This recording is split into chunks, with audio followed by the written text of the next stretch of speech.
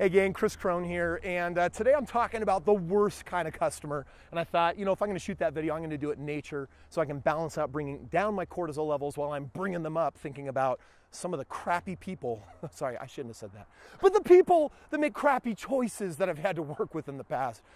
What is the worst kind of customer that you can have?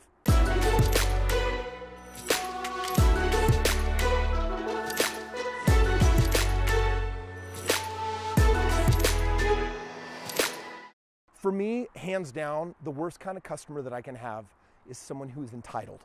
Okay, I actually get triggered by entitled people because I come from a space where anything I've created in my life, I've needed to create. No one walked into my life and made it easy for me. No one handed it to me. I had to have enough investment here with my mentors and the shortcuts I've learned to get an advantage to learn how to make things happen because, you know, they haven't happened for me any other way. I haven't found I haven't had anyone walk into my life and just hand me a pile of money and say, hey, good luck, have a happy life. None of those emails, by the way, from those scam artists are real. So for me, when I work with someone who's entitled, what it basically says is, well, you owe me more than you promised me. And for me, the reason why I really struggle with that is because,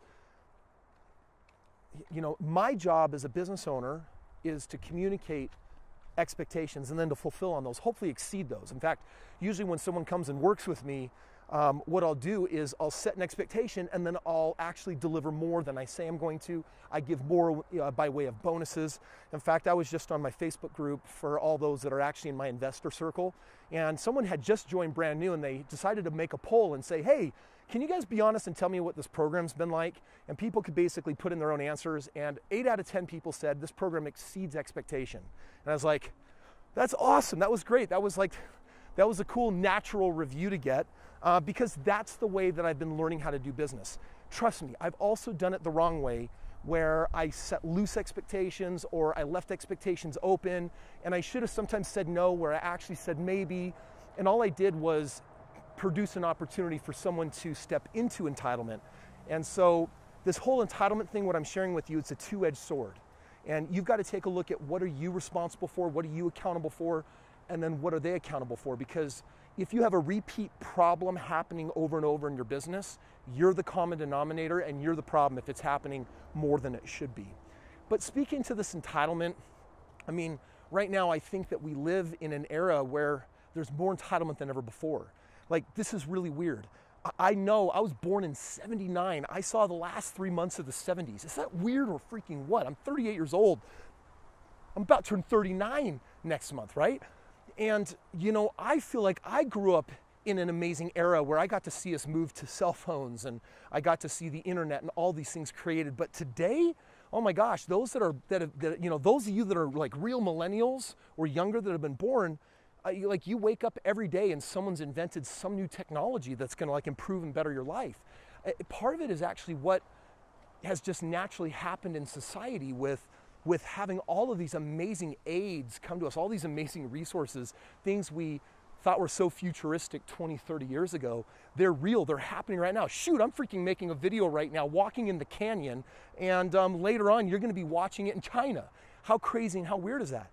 But it can naturally breed an entitlement of this idea that Goofy sings in one of those old Mickey Mouse songs that says, oh, the world owes me a living. Or just that dorky, right? The world owes me something. Dude, I just want to tell you, world owes you nothing. You owe yourself whatever you choose to create. So for me, customers, those that are entitled.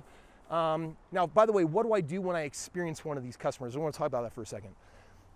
I have to first evaluate, are they entitled because I set an inappropriate expectation, or are they entitled because they're entitled? And I'll tell you right now that if they are entitled because I messed up, I'm gonna fix it. That means I'm going to give out more bonuses, I'm gonna do a refund, or I'm gonna do whatever it takes to correct the situation. That's what it looks like for me to take accountability and responsibility as a business owner. However, if this person is entitled because they're entitled, for those of you that are entrepreneurs and business owners, listen up. If they express that out the gate and you smell trouble, I want you to give their money back. You don't want their money. It is a privilege to be able to work with you when you have an amazing system that works and you don't have to put up with crap. For me in my world, like in my world today, there's some crap I'm just not willing to put up with. So I will hold people to their contracts, But at the same time, I am from time to time selective, because if I can tell someone's going to be trouble, there ain't no way they're coming in my program. There's no way I'm going to be the one that's going to benefit them if I have to pay an additional price for it that is probably not worth it in the end. So I guess what I'm sharing is that sometimes these people come that way, and sometimes we create them. If you create them, you fix it. If they created it, then before I kick them out, I will read them their rights, and I'll just let them know, hey, this is the way things are going to work. Can you agree to this? And if they're going to give any pushback on that, then we're out. So friends, that's my deal here that I want to share with you today on, the worst kind of customer. I'm sure other people have different concepts of what bad customers look like, but for me, that entitlement, it's a disease just as bad and cancerous as doubt. And what it does is it has the ability to really erode and undermine our own ability to step up and create what our goals and dreams are going to require of us, the commensurate energy and effort and persistency to make them happen. So if you got any of that in you, uproot it. If you're a business owner, you can say no. And if you've created it, fix it.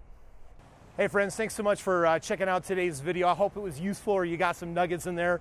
Be sure to subscribe if you want to get more videos like this. We got a whole lot more on wealth creation. Come out to one of my live events. You can download my app for free where I can do some breakthroughs with you. We got it all here on Kris Krohn. Take care.